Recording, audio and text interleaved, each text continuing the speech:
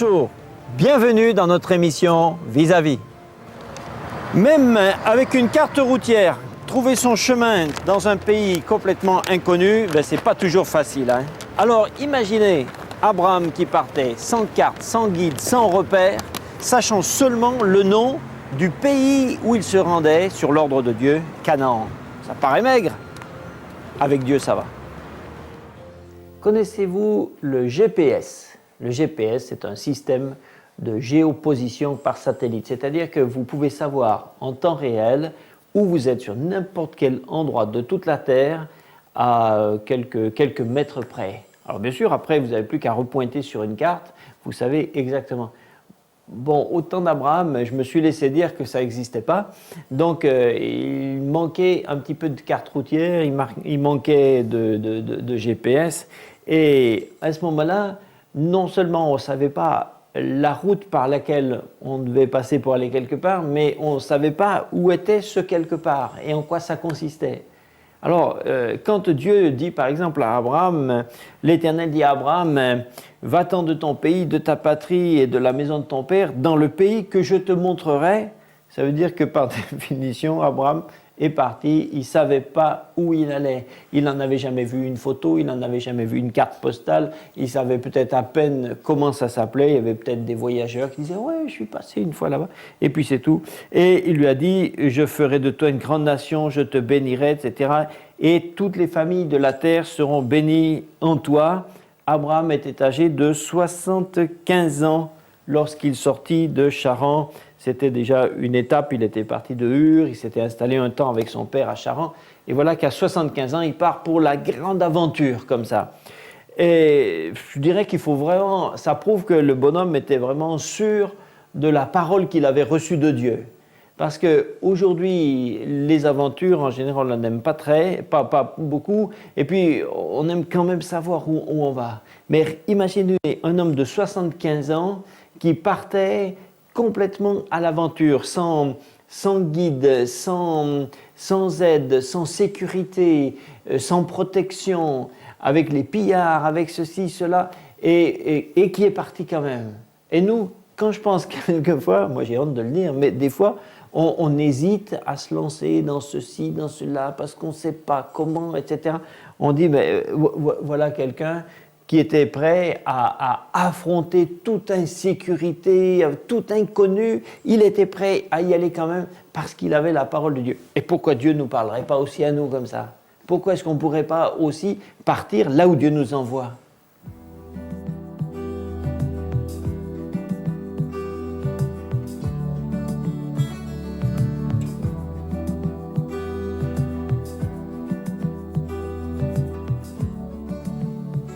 Les enfants disent « chose promise, chose due ». Et c'est un bon slogan. Si on s'est engagé, il faut tenir ce qu'on a promis, ce qu'on a décidé de faire, accomplir ses vœux, etc. Dieu lui-même, s'il promet quelque chose, je vous garantis, il tient ses promesses. En tout cas, Abraham est quelqu'un qui a pu vraiment vérifier que c'était toujours vrai, même si quelquefois l'attente est un tout petit peu longue. Dieu lui avait dit qu'il aurait un fils. Un jour, je vous lis ce passage. Moi, j'aime bien lire la Bible, alors comme ça, je vous en fais profiter. Genèse 15. Après ces événements, la parole de l'Éternel fut adressée à Abraham. À ce moment-là, il s'appelait Abraham dans une vision. Il dit « Abraham, ne crains point. Je suis ton bouclier, ta récompense sera très grande. » Mais Abraham répondit « Seigneur, qu'est-ce que tu me donneras ? Je m'en vais sans enfant. L'héritier de ma maison, c'est un de mes serviteurs, Eliezer de Damas. » Et Abraham dit, voilà, tu vois, tu ne m'as même pas donné de postérité. Et c'est celui qui est né dans ma maison, là, de mon serviteur, qui sera mon héritier.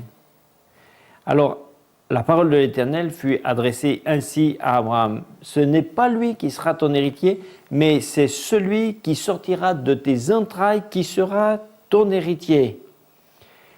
Et Abraham, donc, maintenant, avait la promesse que Dieu lui donnerait un enfant. Bon, une promesse, c'est bien. La réalité, on aime bien la tenir. Et en fait, l'attente a duré longtemps. Abraham avait 75 ans quand il a eu cette promesse. Et finalement, on sait qu'il a eu cet enfant seulement quand il avait 100 ans. Alors ça fait quand même 25 ans à attendre. Remarquez, ça valait le coup d'attendre, mais c'est quand même un peu long. Mais ce qui est extraordinaire chez Abraham, ce qui fait de lui, on en reparlera, le père des croyants, c'est que c'est quelqu'un qui était capable de croire à l'incroyable pendant 25 ans de suite. Et il a continué de croire, et il a cru réellement. Alors que, évidemment, même s'il n'avait peut-être pas fait une licence de physiologie, mais bon, il savait bien que les années passant, il était de moins en moins capable d'avoir un enfant. Et puis sa femme, il la regardait, sa bien-aimée Sarah, mais enfin bon, il voyait bien qu'elle n'était plus tout à fait au top pour ça, quoi. Hein. Bon, en anatomie, il n'était pas fort, mais peut-être c'est assez simple quand même. Mais plus le temps passait, plus quand même la parole de Dieu lui avait promis. Et finalement, quelques temps plus tard, Dieu lui a reparlé encore et il lui a dit « J'établirai mon alliance avec Isaac ». Dieu lui a donné le nom de l'enfant qu'il aurait. Il lui a dit que Sarah t'enfantera à cette époque-ci de l'année prochaine. Donc, dans un an, tu es père, tu auras un enfant. Et effectivement, Isaac est né quand Abraham avait 100 ans. S'il faut attendre un petit peu, quand Dieu nous parle, ça vaut le coup d'attendre.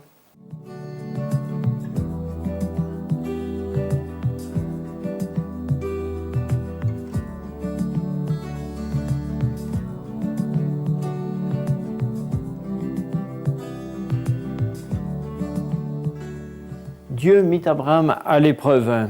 Il lui dit « Abraham !» Abraham répondit « Me voici ». Dieu lui dit « Prends ton fils, ton unique, celui que tu aimes, Isaac, va au pays de Morija et là, offre-le en holocauste sur la montagne que je te montrerai. »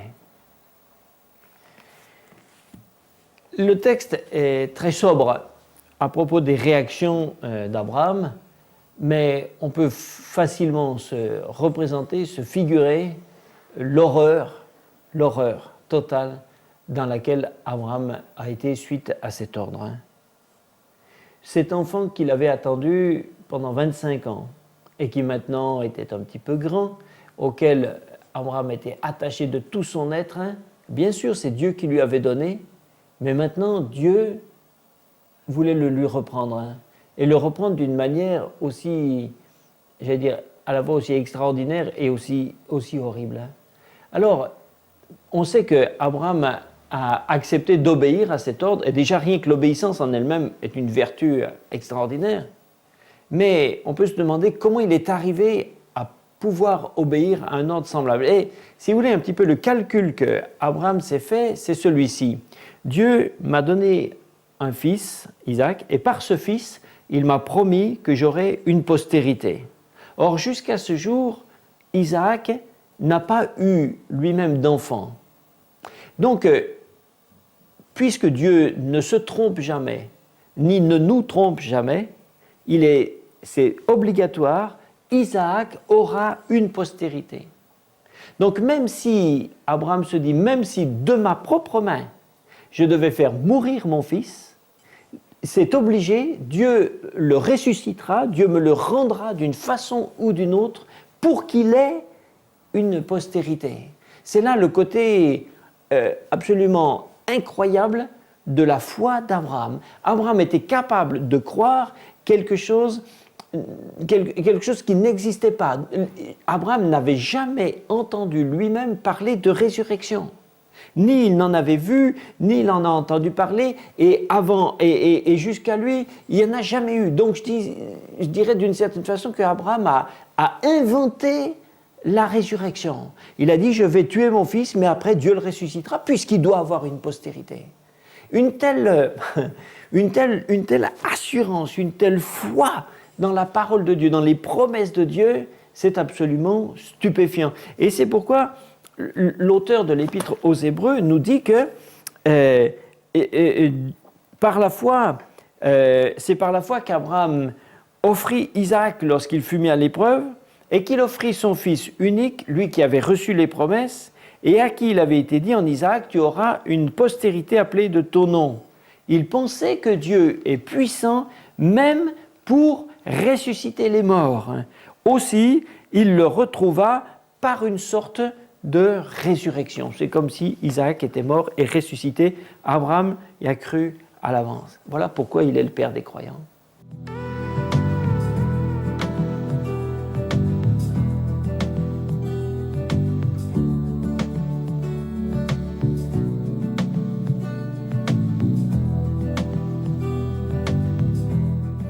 Ça nous laisse rêveurs quand même, hein, une telle qualité, une telle profondeur de foi capable de tout surmonter. Est-ce qu'Abraham, on se dit, mais peut-être il est né comme ça?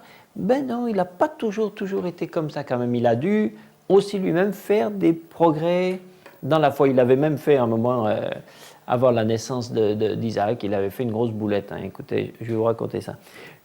Un moment, avec Sarah, tous les deux, ils se disaient, mais enfin, on n'a toujours pas d'enfant, Dieu a promis. Et puis, je pense que Sarah était un peu plus sceptique et lui a dit, écoute, ce qu'on va faire, c'est qu'on va un peu aider Dieu à réaliser sa promesse. Et Sarah lui a dit, j'ai une servante qui est là, qui est bien plus jeune, qui est capable encore d'avoir des enfants. Entre guillemets, elle lui a dit, je te la prête, voilà, tu vas avec elle, tu couches avec elle, et puis quand elle sera enceinte, à ce moment-là, comme c'est ma servante, son enfant sera considéré comme le mien, et ce sera notre postérité. Alors on voit bien, évidemment, c'est des calculs, ça on sait tout de suite, quand on regarde ça de loin, on dit, des calculs comme ça, mais on sait bien que ça peut pas, ça tient pas, ça peut aboutir à rien de bon, et effectivement, ça aboutit à un enfant qui est devenu, en quelque sorte, après, un rival d'Isaac, c'était Ismaël, une rivalité d'ailleurs qui non seulement a été chaude pendant leur vie, dans leur génération, mais qui après s'est perpétuée dans les générations suivantes entre leurs deux postérités réciproques, enfin de chacun, et puis qu'on retrouve encore aussi aujourd'hui. Dieu aime tous les enfants d'Abraham et il aime aussi sa descendance par Ismaël, mais le fils de la promesse, celui qui est l'héritier spirituel d'Abraham, c'est Isaac, parce que c'est celui qui est l'enfant de la promesse. Ismaël, c'est celui que Abraham a eu quand il est tombé dans l'illusion de vouloir essayer d'aider Dieu. Mais quand vous voulez donner à Dieu un coup de main, on met plutôt des grains de sable dans la machine, quoi. Il faut laisser Dieu agir en tant que Dieu et laisser son plan souverain s'accomplir. Alors quand on marche vraiment dans le plan de Dieu, alors il n'y a pas de problème.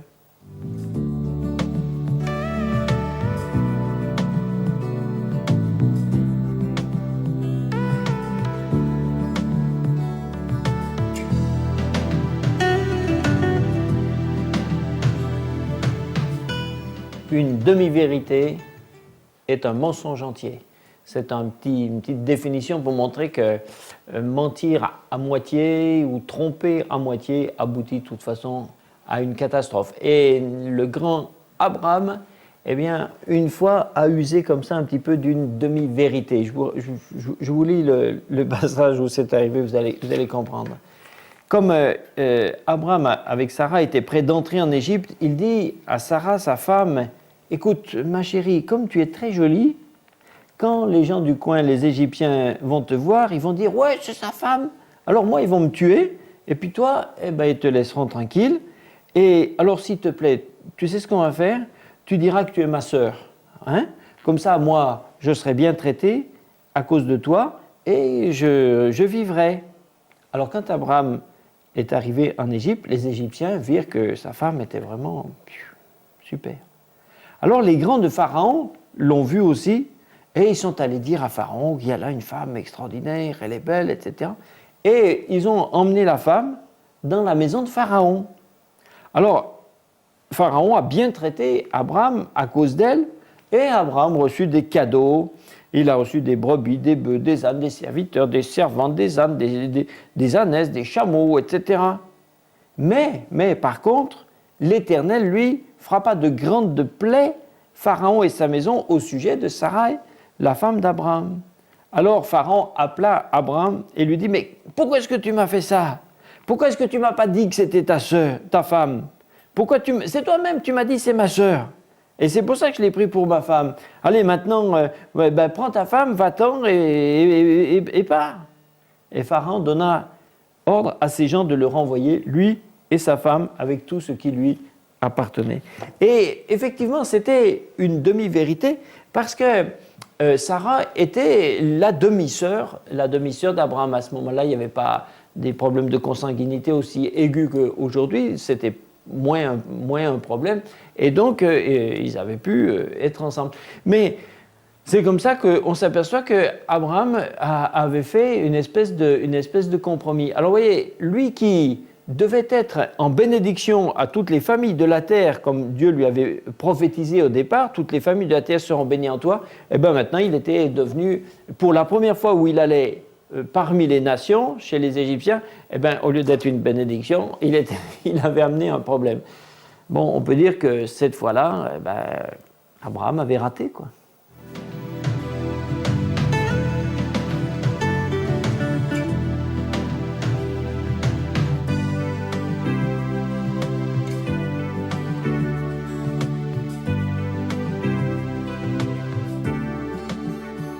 Pour être sûr d'un ami, il paraît qu'il faut avoir eu l'occasion de partager avec lui un héritage. Alors après, vous êtes vraiment, vraiment sûr de la qualité de relation que vous avez avec lui. Et c'est vrai que des relations, des fois vraiment d'amitié, sont des fois vraiment mises à mal par des questions matérielles. Abraham était parti, pas tout à fait tout seul, parce qu'il y avait sa famille, un petit peu son clan, quoi, hein. Et entre autres, il y avait aussi son neveu qui s'appelait Lot. Et Lot était orphelin et donc un peu sous la protection d'Abraham. Et Abraham et Lot ont vu leurs affaires économiquement prospérer. Après, ils avaient tous les deux beaucoup de troupeaux, des animaux, ils étaient bons. Et finalement, c'est devenu un petit peu un problème parce que dans la plaine, les troupeaux d'Abraham et Lot remplissaient toute la contrée. Alors, leurs bergers réciproques ont commencé à se frotter. Il y a eu des disputes. Ce n'était pas Abraham et Lot qui se sont disputés, hein, mais leurs bergers. Et donc, ils ont compris qu'ils devaient un petit peu se séparer, prendre un petit peu du large, sinon ils finiraient eux-mêmes aussi par se disputer. Donc, ils ont pris une décision sage. Mais ce qui est un petit peu étonnant, c'est que c'est Abraham qui a pris l'initiative de proposer à Lot ceci. Il lui a dit, écoute, tout le pays n'est-il pas devant toi? Donc sépare-toi donc de moi. Si tu vas à gauche, j'irai à droite. Si tu vas à droite, j'irai à gauche. Et Lot leva les yeux et vit toute la plaine du Jourdain qui était entièrement arrosée. Alors Lot choisit pour lui toute la plaine du Jourdain et il s'avança vers l'Orient. Autrement dit, Abraham, qui était le plus âgé et qui normalement était quand même était le protecteur de Lot, c'est lui qui a pris l'initiative de laisser à Lot la capacité de choisir. Et Lot a vu le meilleur morceau, une belle plaine, donc avec, pour élever des troupeaux, une herbe bien grasse, l'eau qui coule là et tout ça, formidable. Alors Lot a dit, moi je prends ça. C'est-à-dire, il a coupé le gâteau, et il a fait la grosse part, puis il a dit, la grosse part, c'est à moi. Et là, on voit que, là, sur ce coup, c'est Lot qui a vraiment été égoïste, quoi. Il aurait dû dire à Abraham, écoute, non, on va séparer en deux les bonnes parties et puis en deux les moins bonnes. Et on va prendre chacun la moitié du bon et la moitié du moins bon. Mais Lot a pris tout ce qui lui revenait. Et plus tard, c'est à cause de ça qu'il s'est accoquiné avec les gens de Sodome qui étaient dans cette plaine et que lui-même a fini par être complètement ruiné. Tandis qu'après cet épisode, l'Éternel dit à Abraham, après que Lot se fut séparé de lui, etc., parce qu'Abraham n'a pas été égoïste, c'est lui qui a conservé sa relation avec Dieu.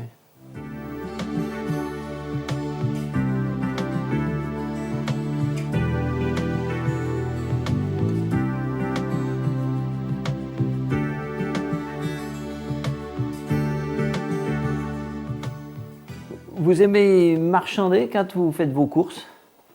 Il y en a qui aiment, il y en a qui n'aiment pas. Dans certaines cultures, c'est obligatoire de toute façon. Sinon, vous achetez rien ou alors vous achetez à des prix faramineux. Bon, on comprend qu'on puisse marchander quand on va acheter une bricole, un gobelet, je sais pas, un tapis. Bon, normalement, on ne marchande pas avec Dieu quand même, hein? Mais il y a une scène un peu curieuse lorsque les anges sont venus avertir Abraham que la ville de Sodome où habitait Lot allait être détruite, hein. Et Abraham était très inquiet pour Lot et sa famille. Il s'est dit, si Dieu détruit cette ville, eh bien, Lot, mon neveu et toute sa famille vont être détruits. Alors il a commencé à marchander avec Dieu et il lui dit, écoute, peut-être que tu vas quand même détruire cette ville, mais peut-être qu'il y a quand même quelques justes. Pour un petit nombre de justes, tu ne vas pas détruire toute la ville. Alors l'Éternel lui dit, non, si je trouve seulement 50 justes au milieu de la ville, je ne détruirai pas la ville. Alors après, Abraham avait encore peur, il dit, parce qu'il connaissait comme Sodome était peuplé que de gens méchants, hein. Alors il s'est dit, peut-être qu'il n'y en aura pas 50, hein, peut-être qu'il n'y en aura que 45. Alors il dit à Dieu, il dit, écoute, et s'il y en avait 45 ? Dieu dit, ok, d'accord, c'est pour toi 45, je ferai rien. Bon, Abraham dit, oui, mais 45. Et s'il n'y en avait que 40 ? Dieu dit, d'accord, s'il n'y en a que 40, c'est bon. Et puis Abraham est descendu à 30, et puis à 20, et puis à 10. À 10, jusqu'à 10, Dieu lui a dit, écoute, si je trouve à Sodome, si je trouve 10 justes, je n'interviens pas. Mais il n'y avait pas 10 justes. Alors des fois on se dit, mais est-ce qu'Abraham n'aurait pas dû descendre plus bas encore ? Il faut savoir qu'après que Dieu ait dit jusqu'à 10, après Dieu s'est retiré.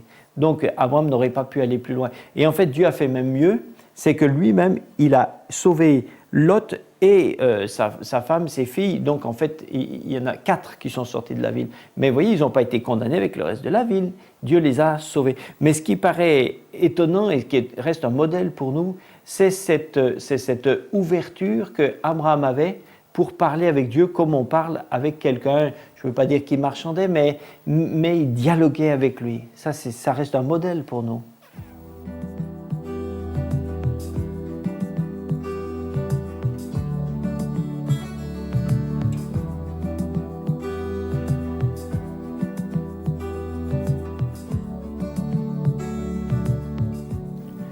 On ne choisit pas sa famille, mais on choisit ses amis.